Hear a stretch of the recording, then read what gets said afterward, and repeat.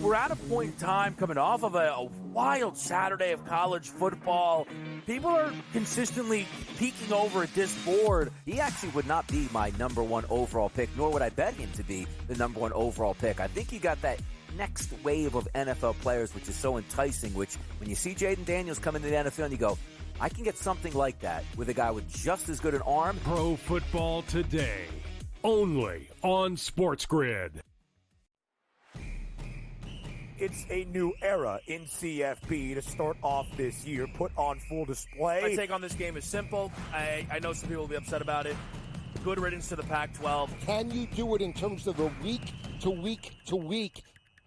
I don't see a pathway for this team to miss the college football playoffs. We want to make sure you have those best bets in the entirety of our betting cards. That was Lincoln! But he had that program was already going there! Only on SportsGrid.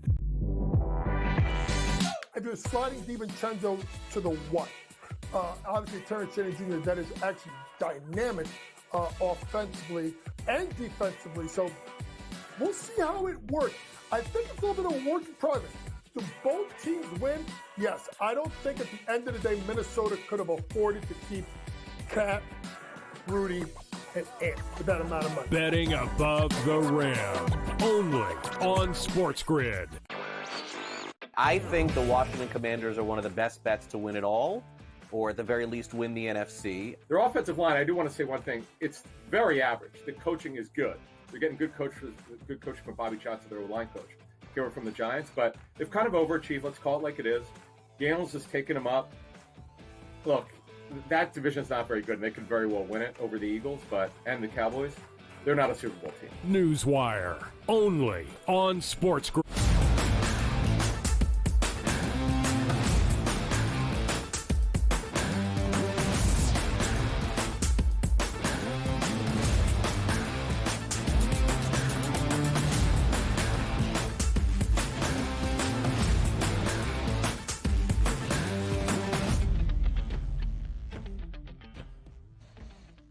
A new week starts right here, right now, live on a Monday morning on the early line on SportsGrid and all across the SportsGrid network. That includes sportsgrid.com/watch, where you can find your favorite destination to consume everything all across the grid. He is Donnie Rightside. I am Ben Stevens. We are here together for the next 3 hours up until 11 a.m. Eastern time on a Monday to play Monday morning armchair quarterback and look back on a full Sunday around the National Football League. Not as many underdog upsets in week number 6, but still a ton to react to in the marquee matchups that we had on a Sunday, with one monumental Monday night game that awaits tonight at MetLife in East Rutherford, New Jersey, as the Jets, under interim head coach Jeff Ulbrich, host the Buffalo Bills to end out week 6. It was week 7 of a college football season, DRS, and a Saturday in October we had long circled as one of the best weekends of the year.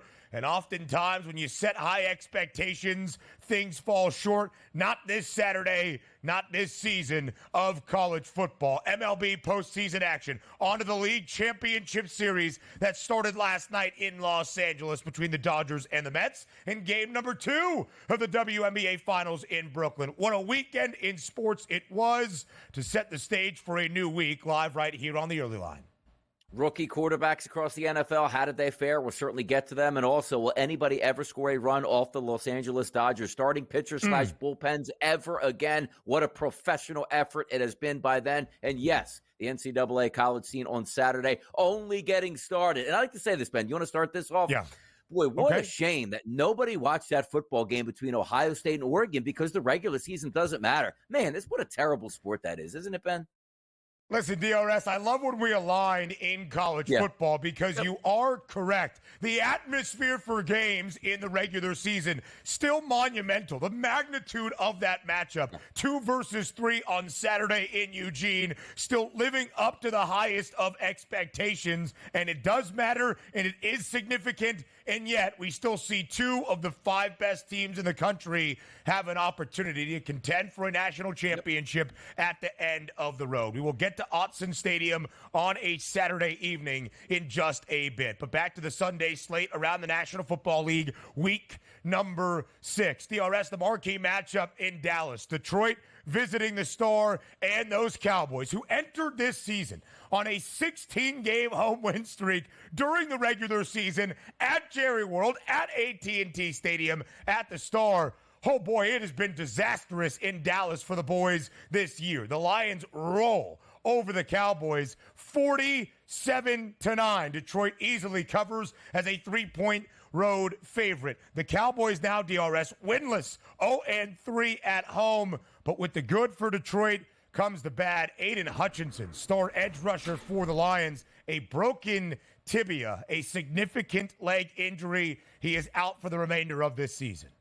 That's really going to hurt Detroit. And by the way, they are the best football team right now in the NFC for me, and it's not even close. I like the 49ers once they get healthy. We'll talk about that later, but let's focus on yesterday. My best bet in this game was, you know what? Dak Prescott to throw over 1.5 touchdown passes. I got the perfect start because there's nobody better than Dak Prescott in junk time than delivering meaningless touchdowns. He wasn't even able to do that yesterday because why? Detroit was so locked into that game and intent on beating the hell out of the Dallas Cowboys, and that's exactly what they did. Even late in that game, 4 touchdowns, throwing touchdowns to starters here. They absolutely obliterated Dallas and embarrassed them by putting linemen out at wide receiver late in that football game. That was a statement game by the Lions, meant to embarrass the Dallas Cowboys, and they did exactly that.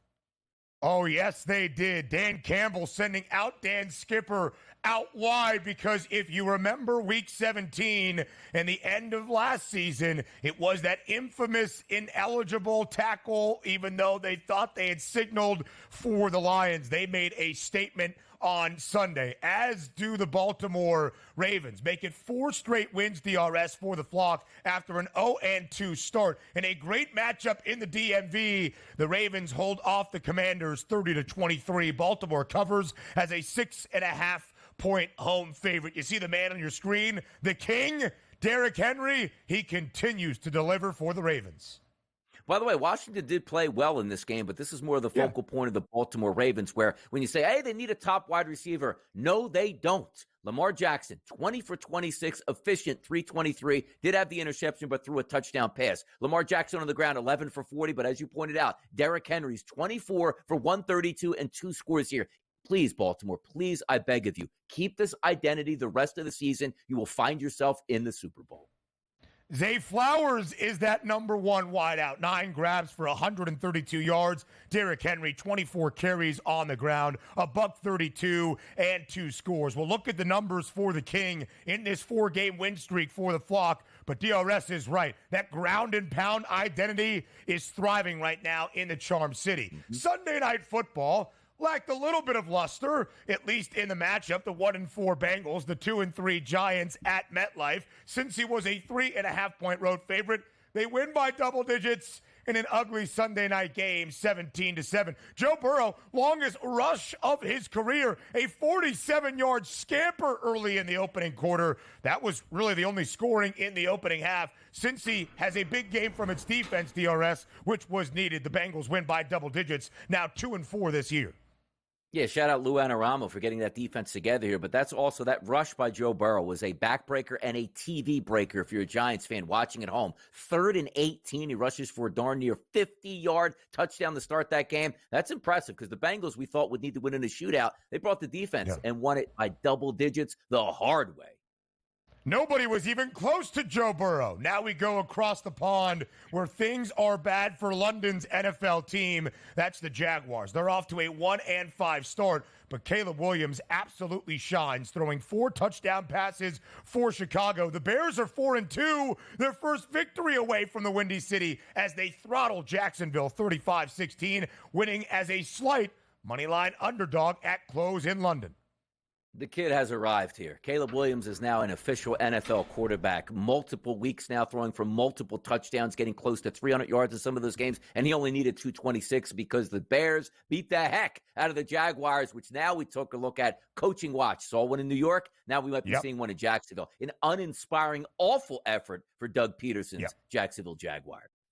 Might be the end of the road for Doug Peterson in Duval. College football, as DRS alluded to, we often bill things as game of the years, and then they fall flat. The two we have called a game of the year potentially this season, end of September, Alabama and Georgia in Tuscaloosa, lived up to the hype. On Saturday night inside Autzen Stadium, 2 versus 3, Ohio State and Oregon delivers once again. The Ducks win outright as a field goal underdog at home, 32-31. Will Howard, what are you doing, brother? Don't take off as the game is clicking into its final seconds. Oregon, a huge victory in a Big Ten duel. The Ducks, a perfect 6-0.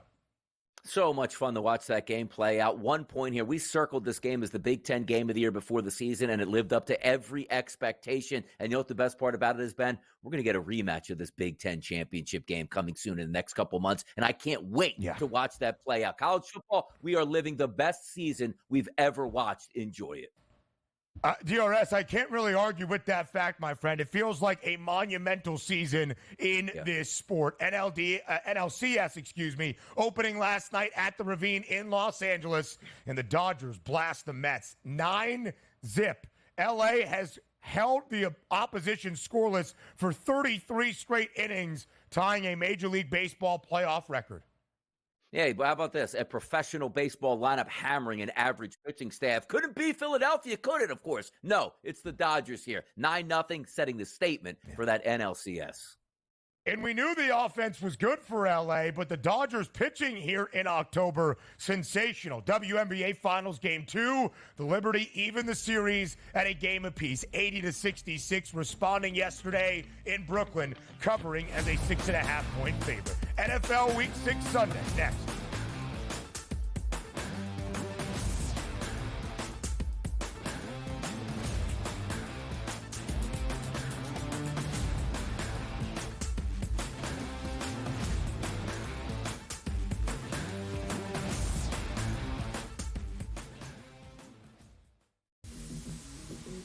We're at a point in time coming off of a wild Saturday of college football. People are consistently peeking over at this board. He actually would not be my number one overall pick, nor would I bet him to be the number one overall pick. I think you got that next wave of NFL players, which is so enticing, which when you see Jaden Daniels come into the NFL and you go, I can get something like that with a guy with just as good an arm. Pro Football Today, only on SportsGrid. Anyone that's been to a sporting event, the atmosphere before a game, I think Game Time Decisions has that same exact atmosphere. This is our arena. This is what we do. There is going to be an energy to Game Time Decisions that you will feel night in and night out. The excitement you get when you lock your bets in, when you're figuring out what you want to do, we can zone in on the biggest games each night. I want this to be the place that people come to before the games start so they feel as ready as possible to lock in their cards. We are going to hit every single one of those markets that you need to know about. We're going to go through every single thing, and I've got a great team behind me that's going to help me get the job done. There is not going to be a better place, I promise you, than Game Time Decisions to get that new information, react to it, and be able to then bet accordingly. We will have everything at our disposal, and we will use that to our advantage. I'm Kevin Walsh. Tune into Game Time Decisions from 6 to 8 p.m. Eastern on SportsGrid.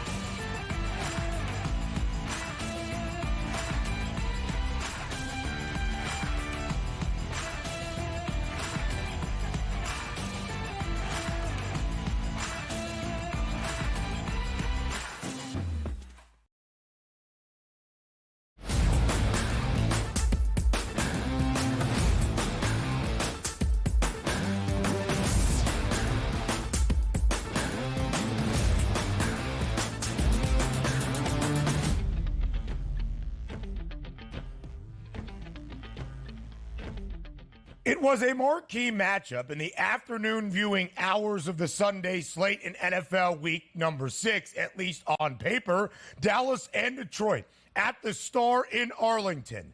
But really, when the game started, it was all Detroit. The Lions go on the road to Dallas and absolutely rout the Cowboys, 47-9. Detroit easily covers as a 3-point road favorite. The fact the Lions were even laying a number in the Star should tell you all you need to know about this year's Dallas team, who has been awful at home. DRS, they entered this season in 2024 with a 16-game home regular season win streak. Now the new streak, 3 straight losses at the Star. Dallas, a perfect 3-0 away from Dallas. The Cowboys winless, 0-3 at home, 0-3 against the number as well. All Detroit yesterday, 47-9, the victory for the Lions as they lay it on the Cowboys yesterday at the Star.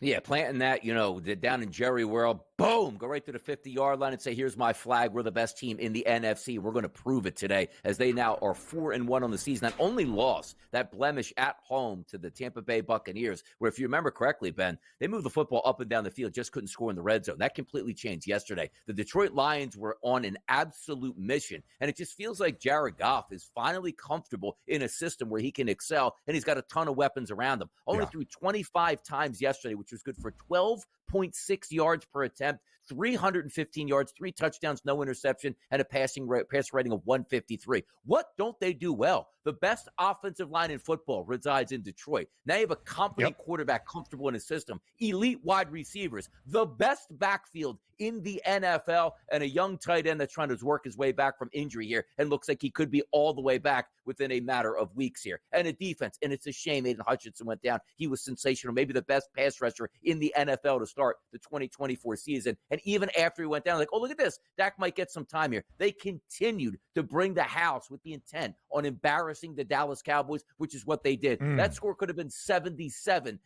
yesterday. They were full throttle. Detroit looked amazing. They right now are the best team in the NFC, and rightfully so.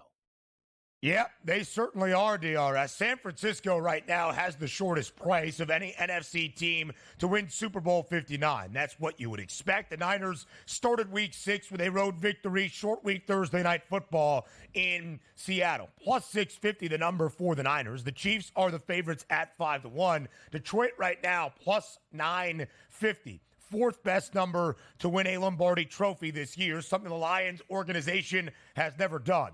Won a Super Bowl. But when you see what they do yesterday, and you see the mantra and identity that is not just a gimmick in their head coach, Dan Campbell, after Dak's second pick of the day, they quickly find Amon-Ra St. Brown for a touchdown. You talked about Jared Goff's numbers, 315 yards, 3 touchdowns. DRS, there was some conversation in the opening half of 2023 with the rookie Jahmyr Gibbs. Would he factor into the offense as much as the offseason signing of David Montgomery? Why isn't Gibbs out there? Stop Ben Johnson giving the ball solely to David Montgomery. It does not matter which of those two backs are out there right now. Both are excelling. 184 rushing yards for Detroit yesterday.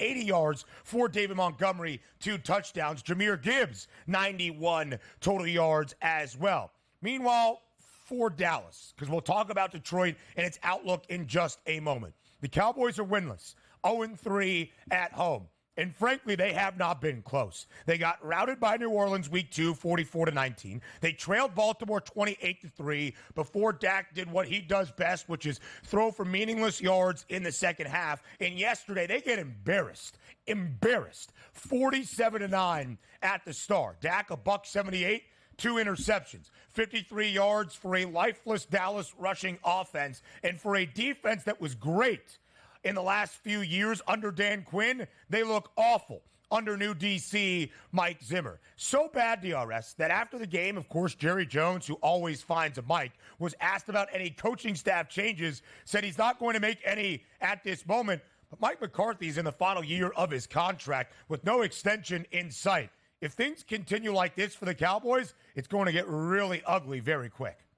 Yeah, for an all-in season, that championship or bust for the Dallas Cowboys, as I said, 3-3 and got busted out yesterday by the Detroit Lions. Some things do have to change, and doing some things around the house and had the game on in the background because it was really a blowout at that point. But Tom Brady got the spin in the fourth quarter a lot, which I love to see, and sort of got him comfortable talking about what the Dallas Cowboys need to do. And it's basically, do you go outside the building? Do you bring in some help at the wide receiver position? Do you go out and finally find a real running back because you refuse to do that in the offseason? And also, what are we going to get out of Dak Prescott and CeeDee Lamb? You might look and say, oh, CeeDee's 7 for 89. I mean, my goodness, he had 14 targets in that game. And Dak Prescott only, as I say, got sacked 4 times yesterday. He got hit an additional dozen times outside of those 4 sacks. This is a bad Dallas Cowboys team, and I understand the defense. Hey, their 2 top pass rushers are down. I get that. But what does that make up for 9 points in this game for Dak Prescott? Because your pass rushers on defense weren't there. They got, and I'm telling you, this game could have been so much worse than it was. And the thing that my takeaway was, Detroit tried to make it even worse and was embarrassing them with the play calls that they were calling late in that football game. I love to see it, but if that doesn't set a wake-up call for the Dallas Cowboys coming up on a bye week,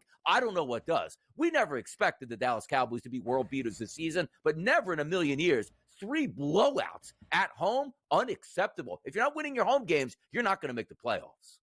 But DRS, the key for Dallas has always been great in the regular season. 3 consecutive years of at least 12 wins, and then they falter in the playoffs. Maybe it's the reverse fortune this year. Right now does not look overly optimistic for the Cowboys. So the Lions rout Dallas in Dallas, but some really difficult news for one of the young, promising defensive stars in the NFL, Aiden Hutchinson, for the Lions. A broken tibia. DRS, his season has come to a close. How much will this affect Detroit's defense moving forward?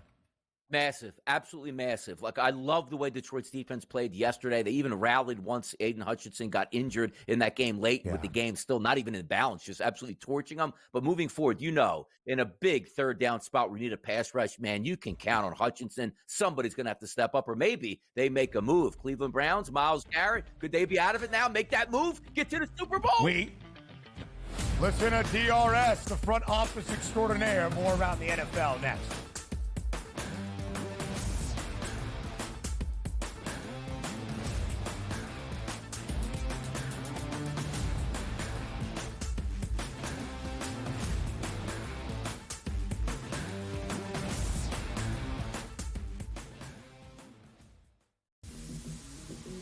We're at a point in time coming off of a wild Saturday of college football.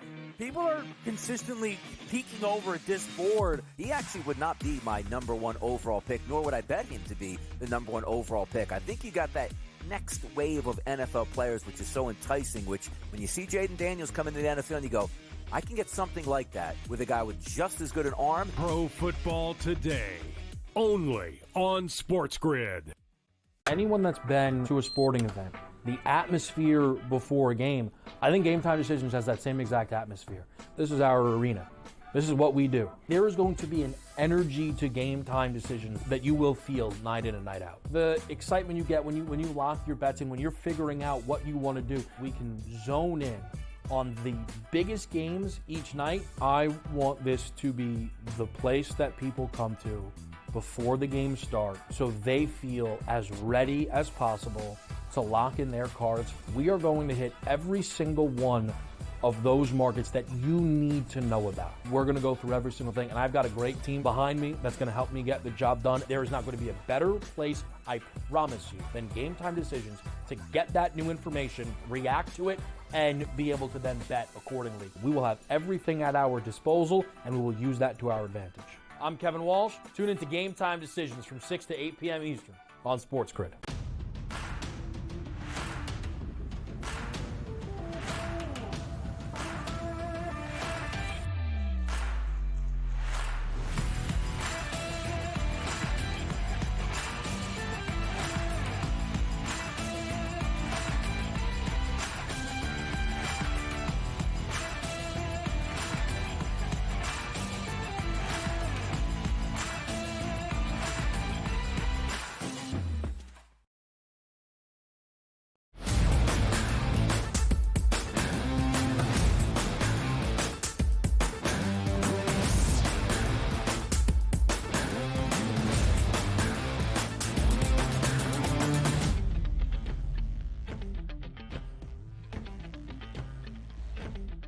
We continue our recap and reaction from the NFL Sunday slate in week number 6. When this week comes to a close, the first third of the NFL season already in the books. And what have we learned?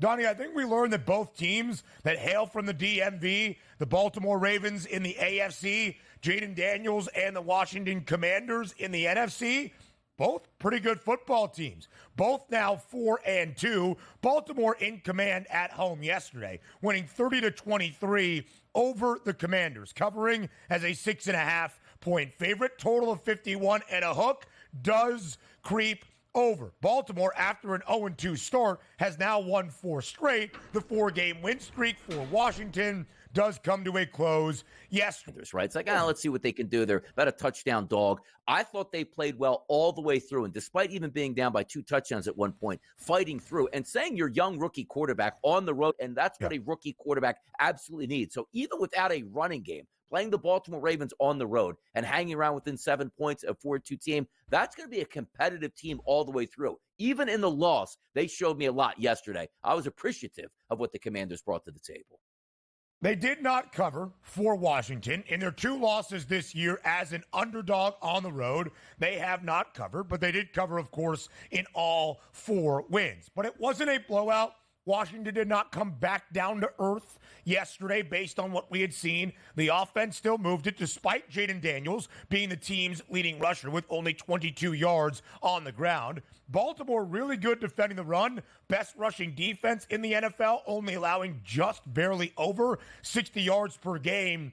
Through the air, though, they have not been great. And overall, Baltimore's defense giving up a lot of points. Same story for Washington. DRS, both of these teams now over in 5 of 6 games this year. 51.5, second highest total of Sunday. It went over. Highest total in Dallas, all because of Detroit also going over. 8 of the 12 games we saw on the Sunday slate hitting the over yesterday. Some scoring resurgence around the National Football League in October. Maybe, just maybe.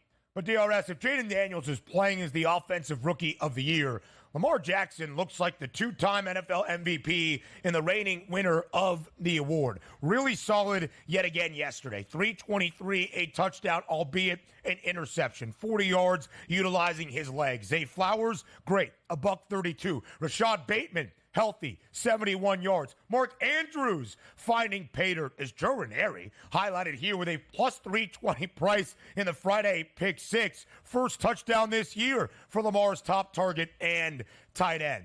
But really, when you look at this Baltimore team, DRS, after an 0-2 start that looks disastrous in this era of the expanded postseason, the Ravens have won 4 straight. And in the 4-game win streak, Derrick Henry has taken over. Yesterday, 24 carries, 132 yards, 2 touchdowns, at least 96 rushing yards, Donnie, in all 4 wins for Baltimore. He has scored in every game this year in the 4-game win streak, multiple games with multiple touchdowns, including yesterday against the Commanders. Yeah, you're paying a premium if you want that touchdown from Derrick Henry, and rightfully so. But I love this. We're not saving him for the playoffs, Ben. We're not resting him in the regular season. If the man is going to eat, the man is going to eat. 20-plus carries a game. If that's what it takes, that's what it takes. That's your identity for the Baltimore Ravens. Yeah. Look at the previous 4 games in which they won, Ben. 28 points, 35, 41, and 30. This is an offensive machine not built on the passing game. But if you need the pass, Lamar Jackson can certainly deliver. Keep it on the ground. Work off of that running game. Almost do the opposite of what teams are doing today, where they throw to set up the run. No, Baltimore. You run to set up the throw, and it's been working out in spades the last 4 weeks. Yeah. Keep it rolling. You know who you got up next year? The Buccaneers. Not a great defense. Then you got the Browns, dead on arrival. The team can go on a run right now. We go across the pond up next here on the Early Line.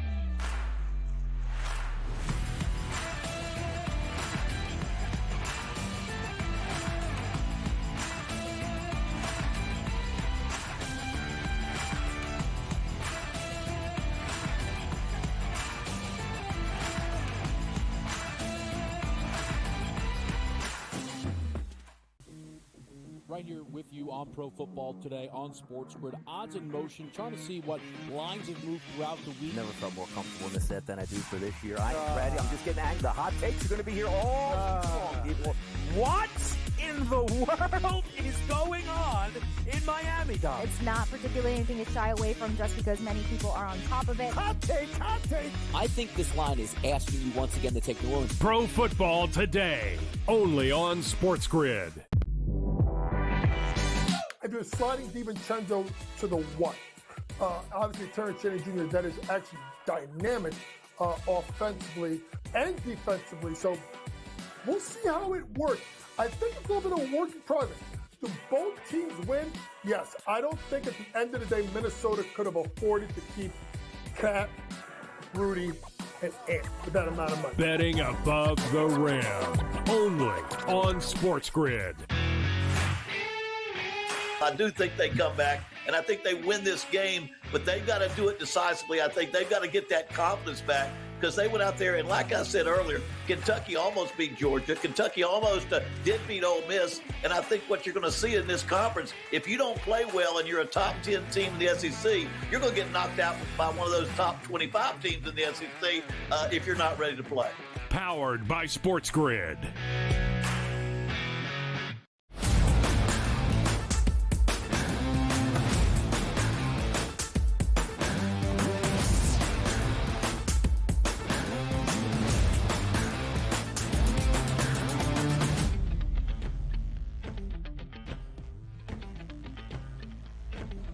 Our second consecutive week across the pond in London, and a huge victory for the Chicago Bears. In fact, for Caleb Williams and company, the first win outside of Soldier Field all season long. 4-2 now for the Bears. 4 passing touchdowns yesterday for the number 1 overall pick and rookie quarterback, Caleb Williams. An absolute dismantling of Jacksonville, 35-16. Chicago, for most of the week, was a slight favorite on the money line. They actually closed as a slight underdog against the Jags team that just played in its 12th London game in its franchise's history. Now 6-6 straight up. Jacksonville looks lost. It looks like some changes are about to be made in Duval County, and the Chicago Bears have found the answer in their quarterback. Caleb Williams, the first Bears rookie quarterback ever in organization history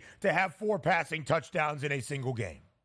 And by the way, let's start with the Chicago Bears here, because there's some really good things that we can factor in. Never really thought they were a great defense last year, but Matt Eberflus is a defensive head coach, made some changes, brought some players in. Just going back to the Houston game, where Houston has a very good offense. They give up 19 points there. The Colts, they give up 21, which again isn't bad. Then 3 straight wins, Ben, 18, 10, and 16. Boy, if you can have the catalyst of a good defense to sort of protect your young quarterback early on, that's exactly what happened. And now you're starting to see the coming of age for Caleb Williams. Last 3 games, which are all wins, Ben. Completion percentage, 74%, 69%, and 79%. This is what we love. And sometimes we're going to talk about a little bit later, rookie quarterback stepping into a situation that's not advantageous with not a lot of weapons.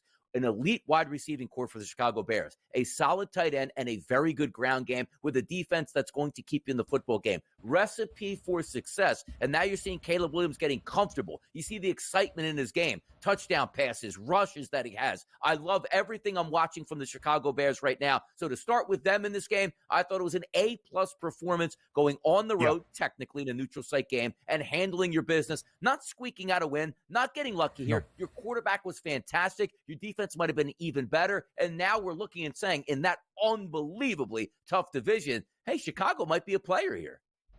You could say to yourself, okay, they throttled the Panthers last week. They beat the Titans in week number 1. They beat a Jacksonville team that has a single win. All right, go out there and beat the bad teams. Chicago has covered in all 4 of its wins this season as well. In DRS, after 5 offensive touchdowns last week against Carolina, 5 more offensive TDs this week against the Jaguars. The first time for the Bears since 1956. of 2 consecutive games of 5 offensive touchdowns or more. And there's been some fear for Chicago that Caleb Williams would step into a situation where many young, promising quarterbacks have entered and failed. Insert Justin Fields and Mitchell Trubisky in the last few seasons. Yesterday, Caleb Williams with his 4 passing touchdowns, 9 in total this year, already more through 6 games than Fields and Trubisky had in their rookie seasons. All right, I understand. It did not work out for either of those 2 QBs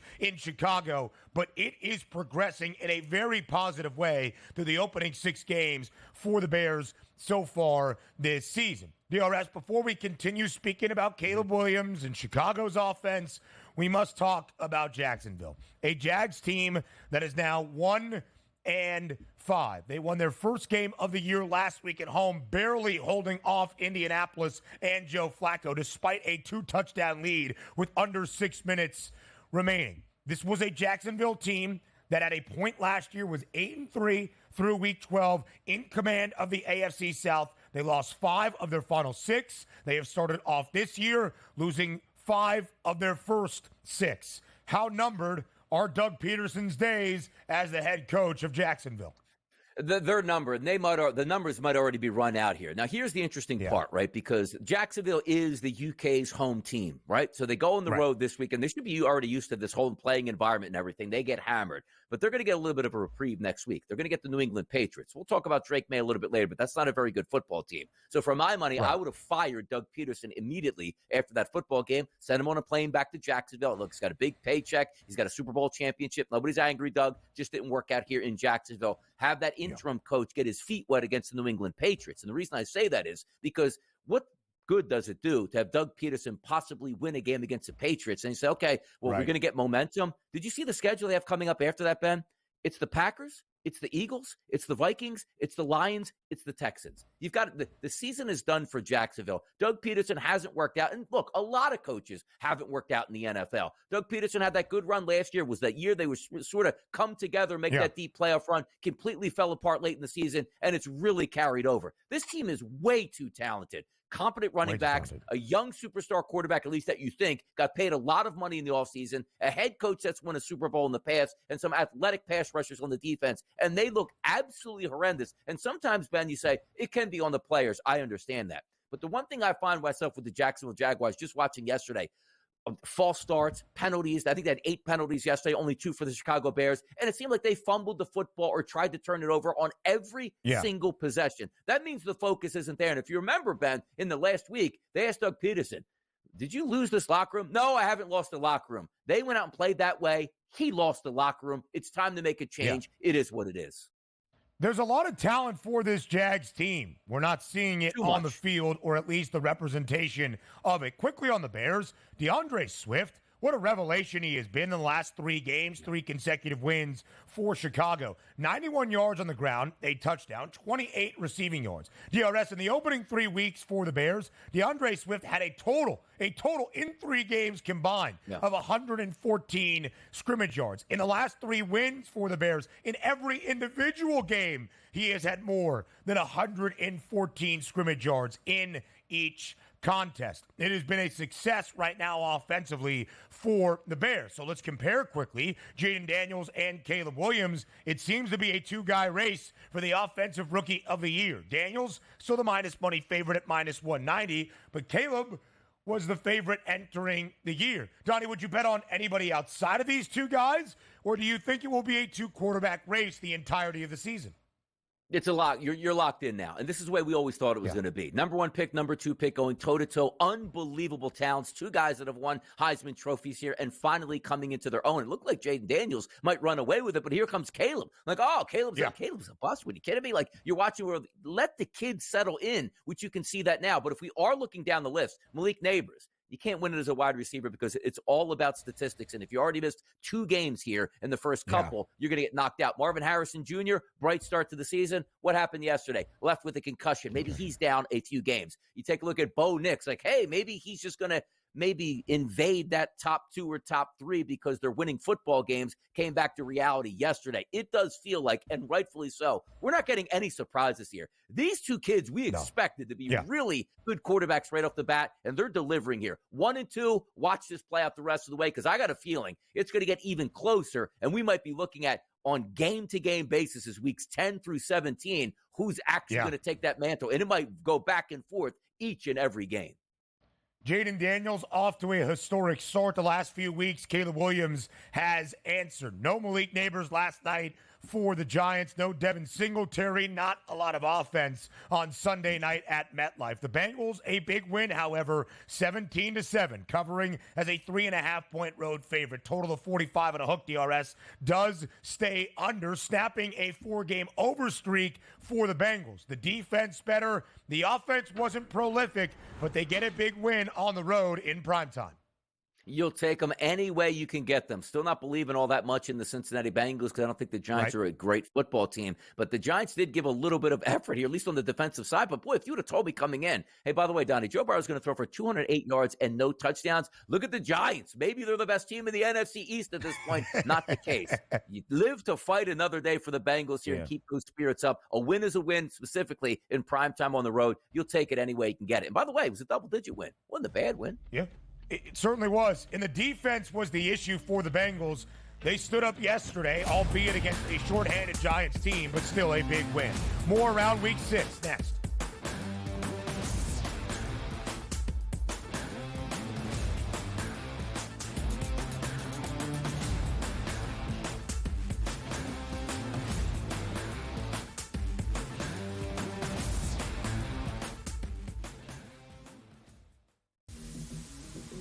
We're at a point in time coming off of a wild Saturday of college football.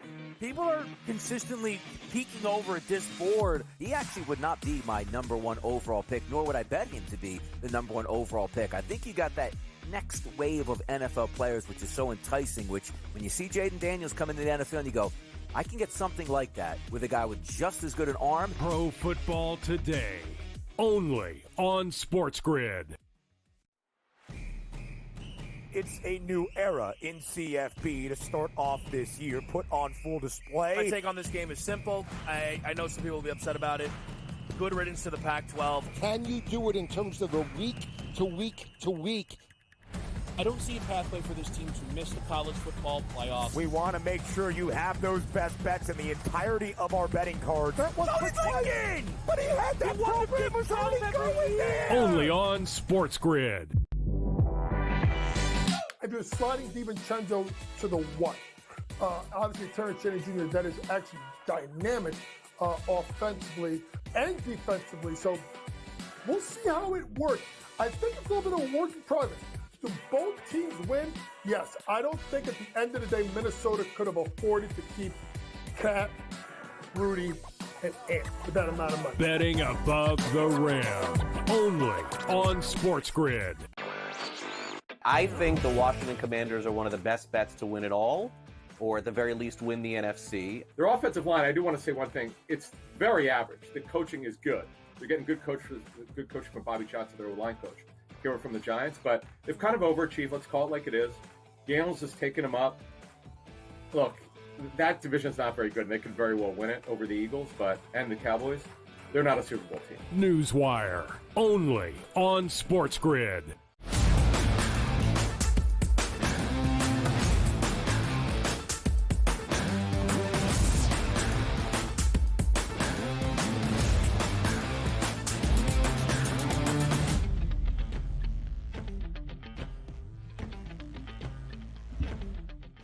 Plenty of spots in the Week 6 NFL Sunday slate where we saw a new quarterback take the reins. A couple of rookies, the 3rd overall pick, Drake May for the Patriots, the 5th round selection in New Orleans, Spencer Rattler, and then a second-year pro once again starting for the Las Vegas Raiders. A common theme among all three losses and in rather large fashion yesterday. Let's start in New England. The Patriots starting debut for Drake May.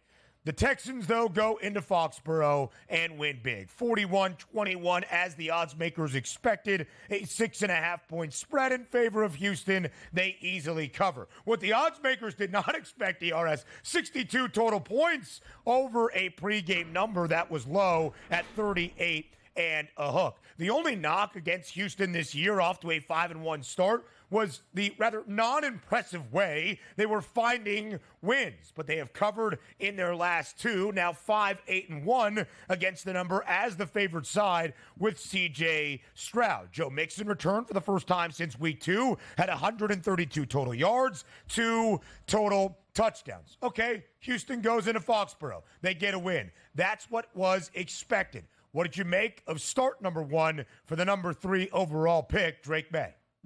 It was better than Jacoby Brissett, and I guess that's a starting point that you can use. I don't know if he's ready to play NFL football. I know a lot of people, let's give him his flowers. Now, I did have him in my sell me something yesterday to throw at least 1 touchdown pass. He threw 3, but he still turned the football over 3 times, which is what rookies do, which is why his QBR rating was a 31, despite throwing for 243 and 3 touchdowns. He will get better, but the interesting part around it is now that you're going to get some film on what he likes to do and not do, that's going to tell the tale over the next couple of weeks. And also, we're not going to miraculously get a superstar wide receiver and a super healthy running back and a great tight end back in the lineup here to sort of help New England out. That's not going to happen. The one thing I did like, the ability for him to throw, I enjoyed because Jacoby Brissett couldn't throw the football. Here might be the issue moving forward because we're looking at Drake May yesterday and saying, again, 243 and 3 scores. Hey, maybe the sky is the limit. You can break out of it. Keep in mind, they were getting slaughtered this entire game. Defenses play differently here, just looking to get out of town. It would have been interesting to me if maybe he threw that touchdown in the first quarter and made it a close game. That was 14-7 at the break. Then Houston pulled away. Every time they got up 3 touchdowns, you sort of see a touchdown pass here from Drake May. So I think it's a good start for New England. And he did show me a little bit yesterday that he could function in the pocket with limited weapons. So there's a start. Did I love it? No. But anything is better than Jacoby Brissett. So the New England Patriots fans wake up today like, man, we're 1-5, 0-3 at home. Boy, we got smashed by 3 touchdowns yesterday, but at least the kid can throw a forward pass. So there's something. And that's kind of where I fall as well. I don't think there's a good spot on New England's schedule this year with the talent around him offensively to start Drake May. So it's trial by fire. And there were some promising aspects yesterday. I was told by many in the industry that New England would keep this game within a touchdown because of their ability to run the football and grind out the clock. Drake May was their leading rusher yesterday, 33 yards. DRS, I heard through the grapevine, our good friend Joe Lisi, that you were on the over 25.5 rushing yards for Drake May, as was I. That hit yesterday. May, New England's leading rusher, with 33 yards. The offensive line is abysmal. He was sacked 4 times yesterday. He threw 2 picks. He fumbled the football. Houston forced 4 turnovers. It was not going to be optimistic offensively for the Patriots, but a couple of bright spots. And that's really all you can ask this year. New England entered the year with the lowest win total. They showed us something in the first 2 weeks. This is what I expect for the Patriots the rest of the way. How about the other rookie quarterback making his starting debut in the National Football League yesterday, Spencer Rattler? What a wild game it was in New Orleans. The Bucs, because of the devastation from Hurricane Milton on the road early in the week, playing and staying in New Orleans, but got off to a great start. Tampa led 17-0 after the first quarter. Then New Orleans scores 24 unanswered. They win the second quarter 27-7. So they have a lead at the break. They did not score again as the Buccaneers win the second half 27-0. 51-27 the final score. The Bucs winning and covering as a 3.5-point road favorite in New Orleans. Total of 42.5. Flies way over in DRS, even against a rookie quarterback. With the injury to Derek Carr, a monumental game for the Buccaneers in the NFC South. They get a huge road divisional win.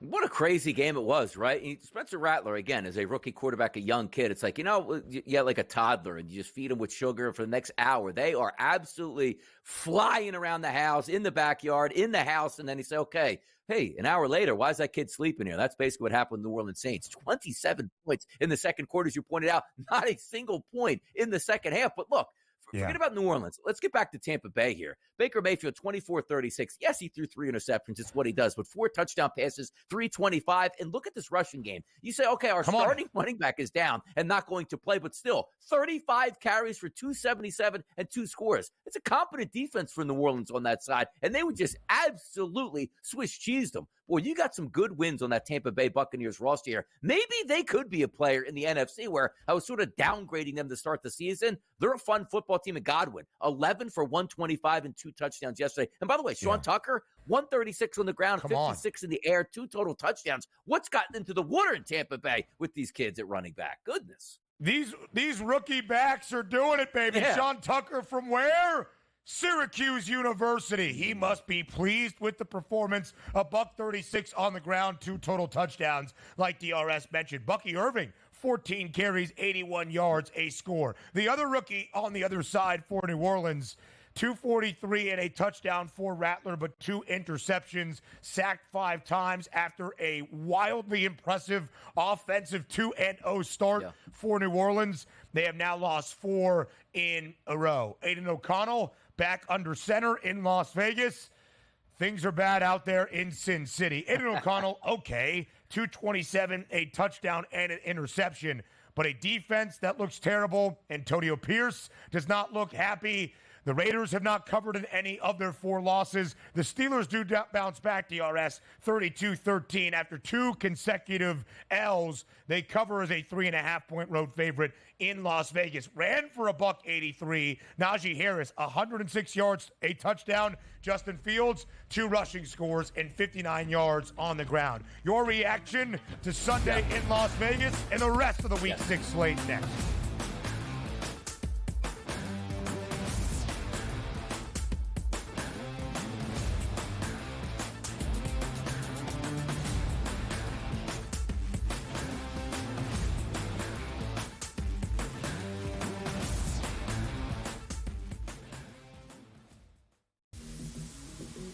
We're at a point in time coming off of a wild Saturday of college football.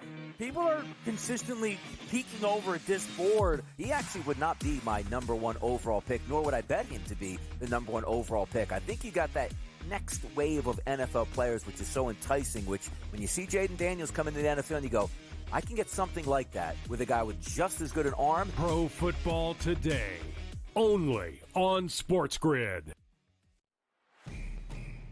It's a new era in CFB to start off this year, put on full display. My take on this game is simple. I know some people will be upset about it. Good riddance to the Pac-12. Can you do it in terms of the week to week to week? I don't see a pathway for this team to miss the college football playoffs. We want to make sure you have those best bets in the entirety of our betting cards. That was thinking! But he had that program was already going there! Only on SportsGrid. If you're sliding DiVincenzo to the 1, obviously Terrence Jennings Jr., that is actually dynamic offensively and defensively. So we'll see how it works. I think it's a little bit of a work in progress. Do both teams win? Yes. I don't think at the end of the day Minnesota could have afforded to keep Cat, Rudy, and Ant with that amount of money. Betting above the rim. Only on SportsGrid. I think the Washington Commanders are one of the best bets to win it all, or at the very least win the NFC. Their offensive line, I do want to say one thing. It's very average. The coaching is good. They're getting good coaching from Bobby Johnson, their line coach, here from the Giants. But they've kind of overachieved. Let's call it like it is. Daniels has taken them up. Look, that division's not very good, and they could very well win it over the Eagles and the Cowboys. They're not a Super Bowl team. Newswire, only on SportsGrid.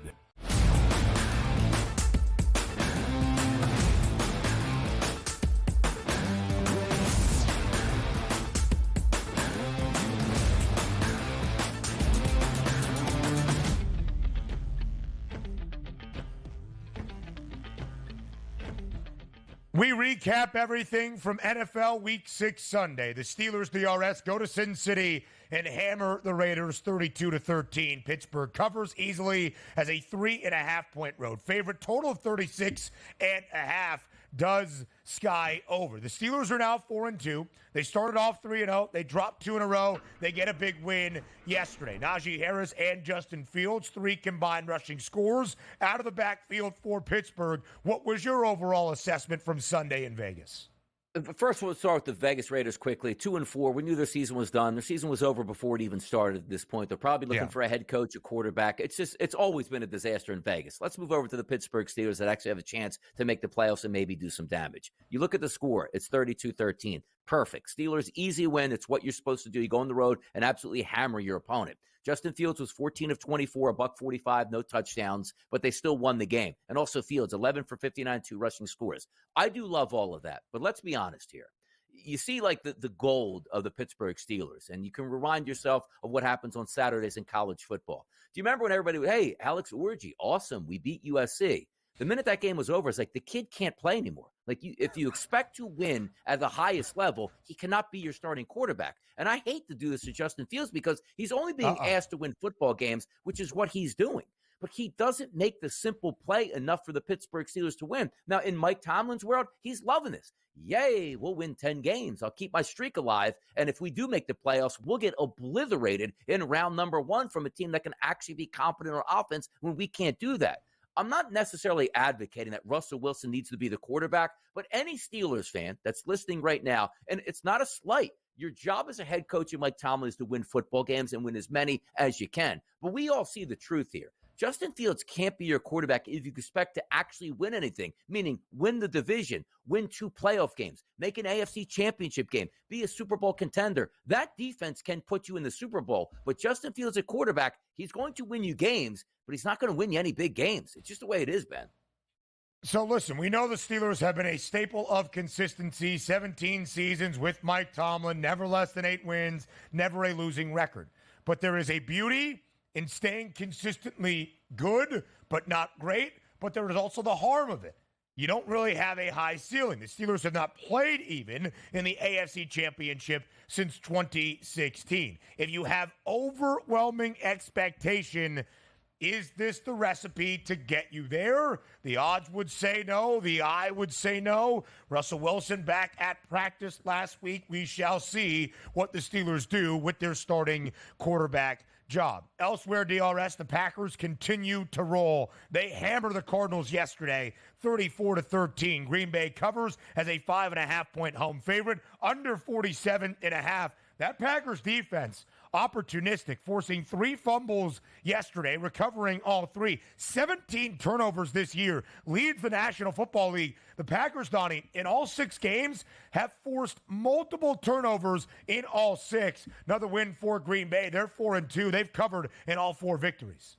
They look good, man. Jordan Love looks like he's back in the fold. Had that injury after week number 1 against the Philadelphia Eagles in a loss. Now you see the Green Bay Packers sitting at 4-2, and he's back. 22 of 32, 4 touchdown passes. Did throw the 1 interception. You'll live with that here. The ground game, 38 carries for 179 yards, which was close to 5 yards per carry, salting that game away. And now, Romeo Doubs. Do you see that game? 3 catches, 49 yards, and 2 touchdowns. Basically saying the week before, man, I acted wrong. I was right to be suspended at this point. Now I'm back in. Christian Watson, who typically can't stay healthy. He was healthy yesterday. 3 catches, 68 yards, and a touchdown on that long one of 44 yards. Young wide receivers, competent ground game, great head coach, young quarterback stepping into his own. That division, the NFC North, we're probably going to get teams left out of the playoffs that shouldn't be left out here. I'm enjoying every moment of that football division, and the Green Bay Packers absolutely bombed. Yeah. Oh, the Cardinals aren't good. You see the Cardinals go on the road last week. They beat the 49ers. They get slapped by the Green Bay Packers. Love what I see out of the Packers so far.